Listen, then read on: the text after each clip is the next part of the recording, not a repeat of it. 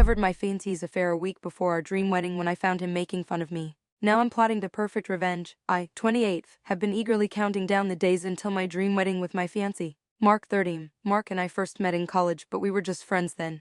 It was only when we bumped into each other years later, after our graduation, at a mutual friend's party, that we started chatting again and eventually became a couple. We have been together for 4 amazing years. To give a bit of context, Mark and I are polar opposites when it comes to dating. Back in college, Mark was this guy everyone knew to be a player. You know, the charming type who had been through a bunch of relationships, leaving a trail of broken hearts. It was kind of his thing. And he enjoyed the whole bad boy image. He liked staying in touch with his exes even after their breakups. On the other hand, I had a simpler love life before Mark. There was just this one guy I had dated back in college. After we called it quits, I decided to cut all ties with my ex. I have never believed in staying friends after a breakup, so it was a clean break for me. When Mark and I started officially dating, it was a surprise to his friends who knew him as the cool, detached dude. Suddenly, he was all about commitment, or at least that's what it seemed like. It was like he flipped a switch and decided to give the whole relationship thing a serious shot. My drama from my past relationship made me appreciate the fresh start with Mark, who, despite his playboy history, seemed genuinely into making things work between us.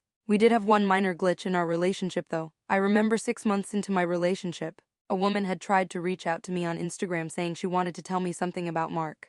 I was a bit hesitant but decided to hear her out. She revealed that Mark had initiated inappropriate conversations with her, asking for explicit photos. I was taken aback and immediately confronted him, despite his attempts to lie his way out. I stood my ground. Eventually, he confessed, blaming it on being intoxicated, and pleaded for my forgiveness. It shook me to the core, and I contemplated ending the relationship right then. However, his persistent apologies and tears made me reconsider, and I reluctantly warned him against repeating such actions. Beyond this incident, our dating life for the last 4 years has been joyful. We have shared laughter, built memories, and faced life's ups and downs together. Mark always surprised me with thoughtful gifts and planned romantic dates. Our connection grew stronger, and despite the rocky start, we found comfort and happiness in each other's company. The incident became a distant memory as we navigated the complexities of life as a couple, and for a while, it seemed like we were on the path to a happily ever after. 2 months ago, Mark proposed to me while we were in Africa. The proposal was a moment straight out of a romantic movie. Underneath the African stars, with the sound of the wilderness around us,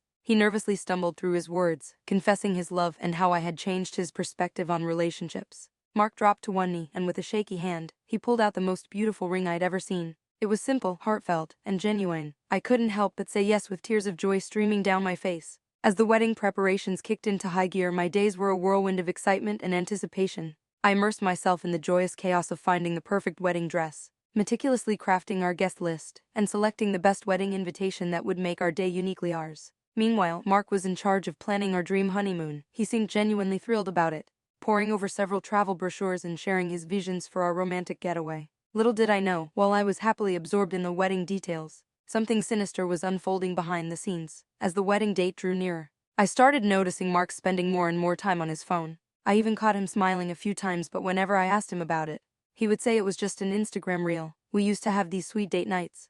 But he started drifting into his phone, making me feel like I was talking to a screen instead of my fiancé. So one night during a cozy dinner, I finally blurted out, "Is something up, Mark?" I saw a flicker of hesitation in his eyes, like he was hiding something. Mark immediately dismissed my concerns, telling me I was overthinking and stressing for no reason. He made me feel like I was being irrational, questioning my instincts. Mark even went on to say that I always find a way to covernalize things and create problems where there are none. Hearing his words, I was left wondering if I was indeed just paranoid. But deep down, the unease lingered, and I couldn't shake off the feeling that something was off. I decided to ignore my instincts and brushed it off, attributing it to wedding stress and the natural pre-wedding jitters. Yesterday, while Mark was out, I opened his laptop to check out our travel itinerary. He and I had decided to have our honeymoon in a tropical paradise. This was a place that had long been on our bucket list, hence we were quite excited. While I was printing out the itinerary so I could go through it later, I saw him getting a text message from someone named Boss2. My curiosity got the best of me, leading me to open the message and unveil an inappropriate picture from a woman I recognized all too well. Despite Mark's misleading contact name, she wasn't his boss. She was a coworker of his named Martha. I had met her before at one of their office parties. Staring at that image, I felt a mix of shock and disbelief, but it got even worse when I started scrolling up on the messages. The exchanges between Mark and his coworker, who he deceptively labeled as Boss 2, were filled with messages of how much they loved each other, making fun of me and discussing intimate details about our relationship. Mark had even told her about my parents, which is a very touchy subject for me. There were multiple explicit pictures that they had sent to each other, and it seemed like they had been having this affair since the past 1 year. It was a gut-wrenching reality to see the concrete proof that Mark was having an affair with this woman. What intensified the pain was the awareness that she, too, was married. I had met her husband, who was a genuinely nice guy and was probably oblivious to the fact that his wife was having an affair with my fiancé. It was challenging to comprehend the heartlessness exhibited by both her and Mark. Having a secret relationship for so long without anyone finding out felt like a callous betrayal of trust. As I read further into the messages, my hands trembled and my heart sank. Martha spilled to Mark how she could not stomach the thought of seeing our honeymoon pictures, not wanting to witness him with anyone else. Mark, in response, reassured her, claiming he belonged only to her, so those pictures meant nothing. She kept questioning why he wanted to marry me, and he bluntly said he had been with me for so long that he was just comfortable staying with me. In response, Martha shared that it was the same with her husband. She had stuck around because he could give her everything she had ever desired. They kept chatting about how adeptly they had concealed their affairs, convinced we would never find out. Shockingly, they had also planned to meet during our honeymoon. She had somehow persuaded her husband to vacation at the same destination we were heading to. The plan was for them to act surprised upon seeing us and then find a way to secretly meet up. I didn't even realize, but tears were streaming down my face by this time. The pain fell heavy in my chest, making it hard to catch my breath.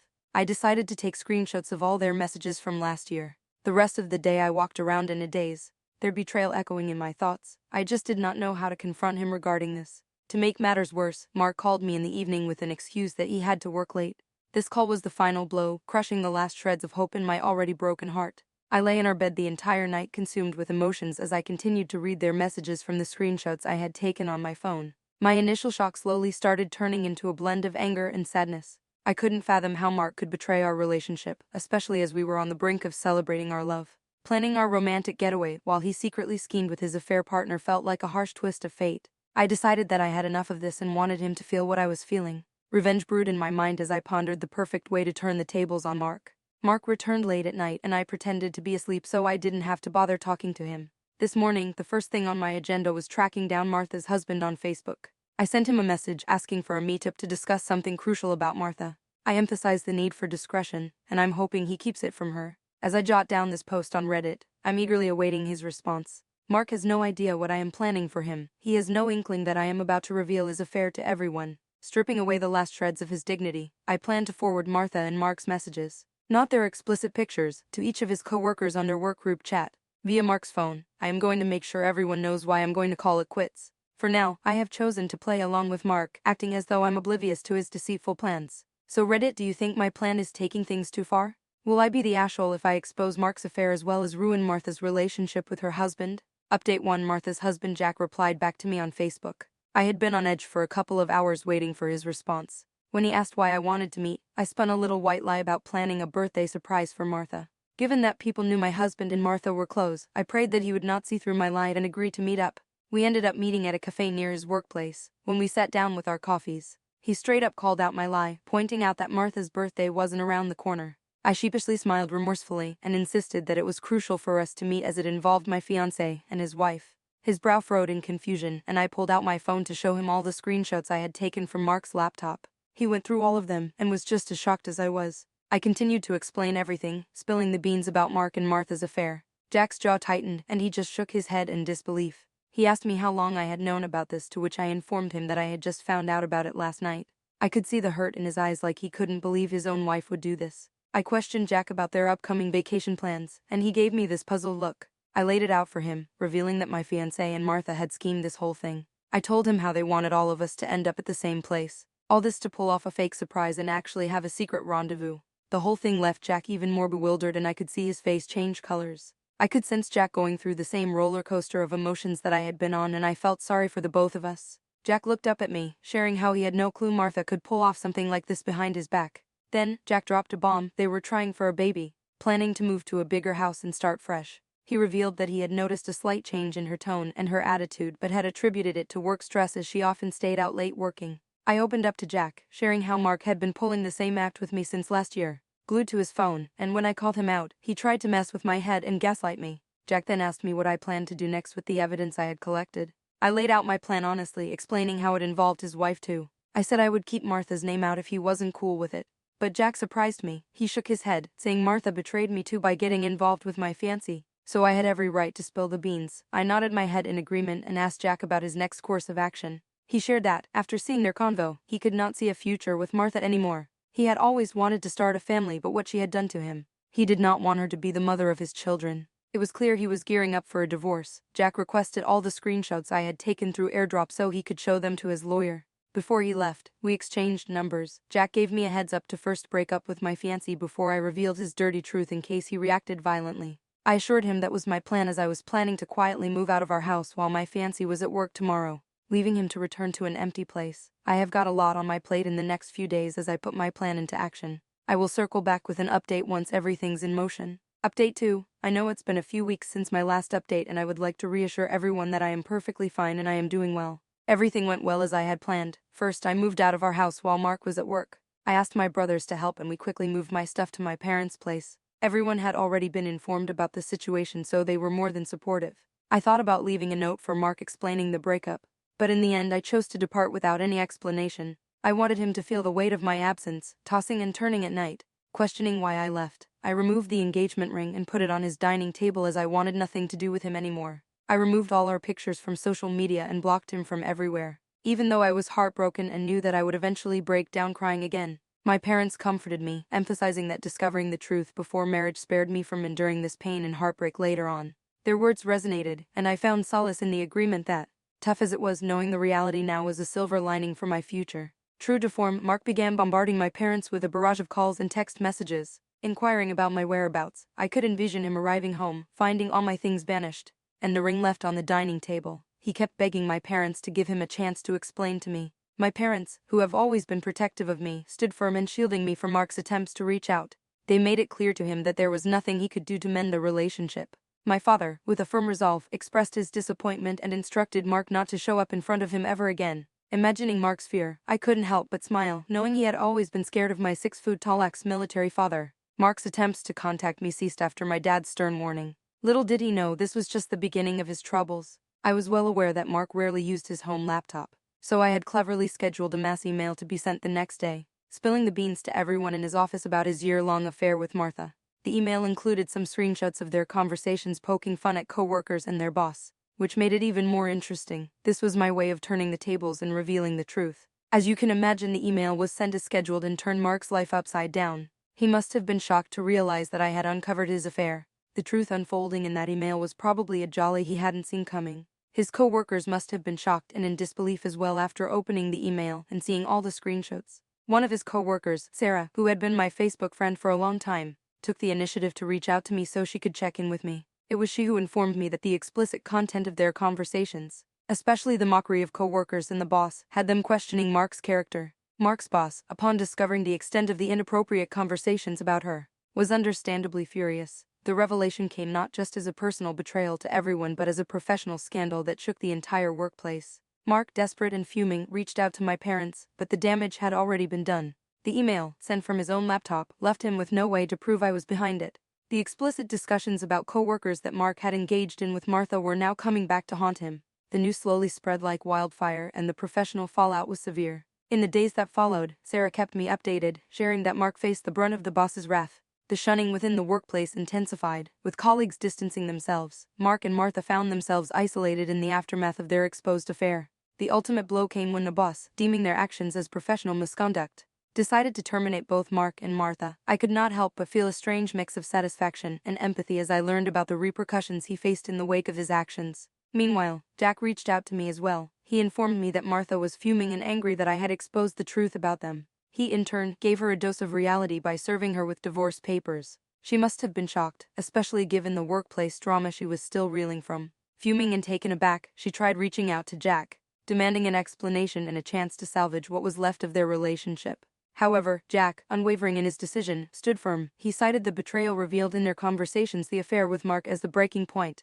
With the truth finally out in the open, there's a newfound sense of lightness and self-assurance. Despite the relief, some days are undeniably tough. There are moments when I find myself sitting in my washroom, tears flowing for hours as I grapple with the emotional weight of my breakup with Mark. It's a process, a mix of healing and confronting the pain, but transparency has become my anchor in navigating through the storm of emotions. Update 3. It's been 3 months since my last update, and I want to express my gratitude to everyone who sent supportive messages during this challenging time.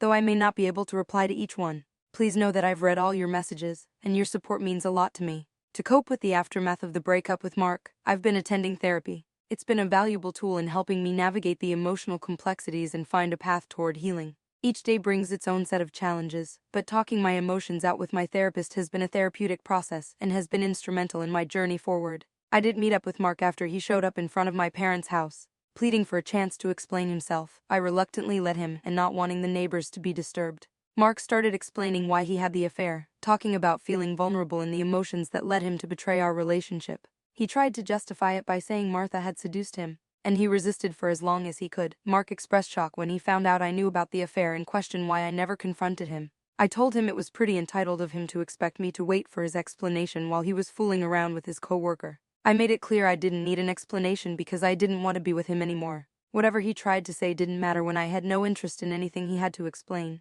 Mark was about to continue, but I cut him off, saying I didn't want to hear anything more from him. Mark looked taken aback, maybe expecting a different response. He urged me to reconsider my decision and not forget the 4 years we had spent together. I stood my ground, telling him that I could never trust him again. He mentioned how he hated returning to an empty house and planned to move back to his hometown after losing his job. While a hint of remorse crossed my mind, I swiftly reminded myself that all of this was a consequence of his own actions. He tried to push for more conversation, but I shut it down, emphasizing that I was done and didn't want any more explanations or updates about his life. After he realized that I wasn't going to budge, he left, and I closed the door behind him, feeling a mix of relief and sadness. The conversation with Mark served as the closure we needed. I am glad he hasn't attempted to reach out since then. Apart from therapy, I have been putting in effort to secure a new job. My goal is to achieve financial independence, allowing me to move out of my parents' place and into a space of my own. I am grateful for the unwavering support from my family. My brothers make it a point to meet up with me on weekends, ensuring that I am doing okay. Living with my parents again has been a positive change, bringing a sense of familiarity I haven't experienced since college. As I navigate this period of transition, I find myself appreciating the way my life has unfolded. It's a reminder never to doubt my instincts again, which proved to be a reliable guide. This experience, though difficult, has become a catalyst for self-discovery and resilience. Moving forward, I am determined to find solace in the familiar while carving out a new path forward.